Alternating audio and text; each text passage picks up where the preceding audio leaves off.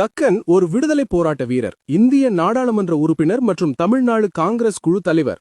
இவர் 1957 முதல் 1967 வரை தமிழ்நாட்டில் நடைபெற்ற காங்கிரஸ் அரசாங்கத்தில் இன்னும் இதர பல பொறுப்புகளை வகித்த அரசியல்வாதி.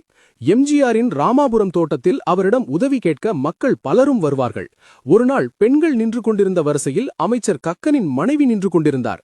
இதை பார்த்து அதிர்ந்து போன எம்ஜிஆர் அவரை அழைத்து விசாரித்தார். வீட்டு வசதி வாரியத்தில் குடியிருந்த கக்கன் பல மாதங்கள் வாடகையை செலுத்த முடியாமல் அவதிப்பட்டார். அதனால் வீட்டை காலி செய்யுமாறு அதிகாரிகள் நோட்டீஸ் அனுப்பியிருந்தார்கள்.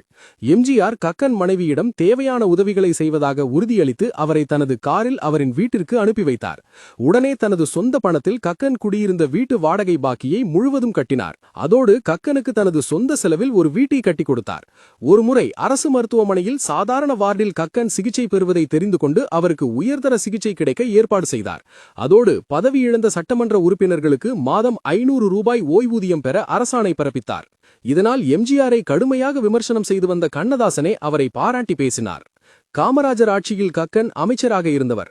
நேர்மையான அரசியல்வாதி என பெயர் எடுத்தவர். பதவியை துறந்த பின் அரசு பேருந்தில் பயணித்தவர். மிகவும் எளிமையானவர். இதெல்லாம் தெரிந்துதான் எம்ஜிஆர் அவருக்கு உதவி செய்தார் என்பது குறிப்பிடத்தக்கது.